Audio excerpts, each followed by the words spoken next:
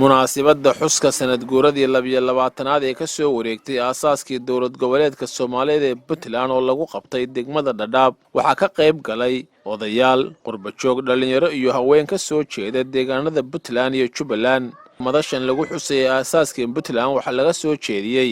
khudbado diiradda lagu saaray taariikhda Puntland iyo suugaan ka turjumaysay kaalinta ay Puntland kaga jirto hanaanka dowladnimada Soomaaliya bulshahaygan baanahay hadafiyo ujeedale Puntland horumarkeediyo higsanaya nolol wacan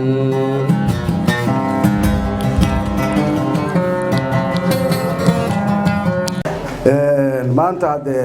wax badan inaan sheegayna laga yaabo faraxsanahay waxaan halkan isugu nimiday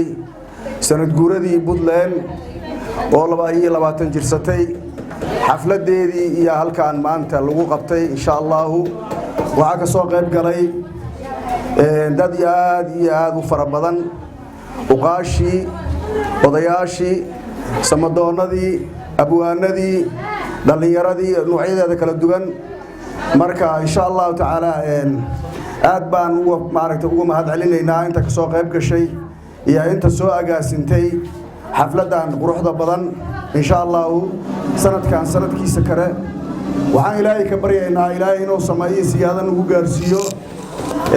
Puntland insha Allah taala waa hooyadii Soomaaliyeed dadka dhamaantiis waa loo wada dabaal digay hadii halkan waxaan la soo koobi karinaa fadhiyo waxa xafladan lagu qabtay Dhadhaab muxuu ahaa degmada Dhadhaab aniga magacayga la dhaho Axmed Beena Cajab ahna jahaliyada Jubaland ku hadlaya afkeedii waxaan si hambalyeele maanta u soo dhaweynayaa sanad guuradii 22aad ee dawladda Puntland ama hooyada Soomaaliyeed ama boorkii Soomaaliya ayaa waxaan leeyahay si hambalyeele loo soo dhawaado ka Jubaland ahaan midaas oo si khaas ah anaga noo saameynayso ama taanahanagii ama hooyadanadii aan ku tiirsanay mar walba waxaana filayaa nin walba inuu garanayo marka la leeyahay Puntland waa hooyadii Soomaaliya erayga hooyada Soomaaliya danta laga leeyahay Soomaaliya oo kala carartay geeda isugu timaada aan lahayn dawlad taageeraysa aan jirin ay intay isu tageen oo Soomaaliya nima meel ku sugan yahay waxay sameeyeen in ay dawlad ka bilaabaan gobolka Yaraa iyo meesha Yaraa ay markaa ku noolaayeen ku dhibaataysnaayeen oo maanta qiimahan iyo heerkan maanta aynu ku naaloonayno dawlad dhexe oo Soomaaliya in la asaaso aynu maanta soo gaarnay sida daraadeed waxaan nin walba oo Soomaaliya xusuusan yahay ama u garanaya mid weyn mid dheer iyo mid yarba maanta inay tahay tiirka koobaad iyo ka labaad iyo ka saddexaadba Puntland shacabkeeda iyo madaxdeeda Puntland markii la leeyahay hooyadii federaalka markii la leeyahay Puntland waxay ku noqotay markay isqabtaan iyo markii ma garanaysaa markay isqabtaan iyo markay doorasho noqoto iyo markay noqoto wax kastaba waxay leedahay marka la noqdo waxay leeyihiin salaadiin aad u fiican oo wax kasta oo maslaxad loogu noqdo ruuxa doona lahayn marjac lahayna waa marxabaabi marka Puntland waxaan kaga dayanaynaa marjac ay leedahay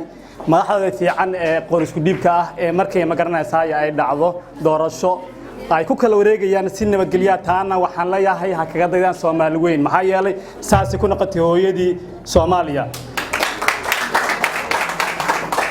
markii la leeyahay hooyadii Soomaaliya waxaa jira taariikh badan oo ay leedahay Puntland markii ay tashatay ay maamulkeeda dhisatay ay Soomaaliya isku dhaxyaacday ee la shiray ee la tagay meel fara badan waxa la isla qaatay in la dhiso maamulka fara badan oo laga dhigo federaal marka waa lagu dayday dhammaadkii munaasabadda ayaa qaar ka tirsan dadkii ka qayb galay xafladda oo la hadlay Jubaland TV waxay shacabka reer Puntland ugu hambalyeeyeen sanad guurada 22aad ee ka soo wareegtay aasaaskii Puntland anigu magacaygu waxa la yiraahdaa Cabdiwaaxid Cabdullaahi Faarac Ambaar waxaan ahay jaaliyadda Puntland ee cariga Australia waxaan runtii bogaadinayaa dhalinyarada yaryara oo sida quruxda badan ku soo agaasimay sidoo kale waxaan bogaadinayaa aqoon-yahanada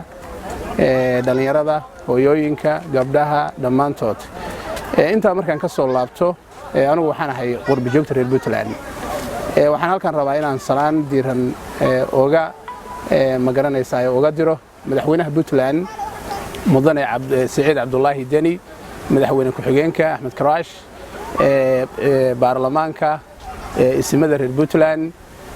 dhammaantoodba anigoo fursadan ka faa'iideysanaya waxaan rabaa halkan inaan taxsi oga diro taliyihii madaxtooyada Puntland oo maanta howlgal ciidan ugu geeriyooday magaalada Gaalkacyo ee gobolka Mudug waxaan leenahay aad baan uga xunahay arintaana waxaan leeyahay samir iyo dhamaan Allah ka siiyo umada reer Puntland dhamaantood inay joogaanba magacaygu waa Maxamuud Axmed Cabdulle ku nool xariyaha Dhadhaab waxaan salaamayaa dhammaan ka soo qaybgalayaasha xafladda qiimaha leh sanad guuradii 22aad ee Puntland waxaan u tahniyeynayaa dhammaan jahliyada reer Puntland sidaan ognahay 6 madaxweynaha soo maray madaxweynaha koobaad Cabdullaahi Yuusuf buu ahaa soo noqday madaxweynihii dawladda federaalka ah xarigii kursigii ka jaray filla Soomaaliya ninkii Soomaaliyeed ee dawladdii kacaanka kadib kursiga ku fadhiistay ee soo celiyay in kursiga Soomaaliya ku fadhiisan karto na tusay Allah u naxariisto Ilaahay jannada raxmaha siiyo wuxuu ahaa madaxweynihii koobaad ee Puntland madaxweynaha labaad waxaa Maxamed Cabdi Xaashi waqti dhaweyd buu ku geeriyooday carigan Kenya Allah u naxariisto qabriga Allah waasiyo madaxweynaha saddexaad wuxuu ahaa Cabdi Muuse kan afraad wuxuu ahaa Cabdiraxmaan Sheekh Maxamed Faroole madaxweynaha shanaad wuxuu ahaa Cabdi Weli Maxamed Cali Gaas kan lixaad waa Deni dhammaantood waa salaamaya intii dhimatayna Allah u naxariisto waxaan leeyahay Puntland jiro joog Deni oo dadaashaya daadihii walaalo baan leenahay anigoo ah Jaamac Cabdi Sulub waxaan hambalyo u dirayaa jaaliyada reer Puntland galbeed joogan qaas ahaan Puntland sanad guuradii 22aad waxaan leeyahay hambalyo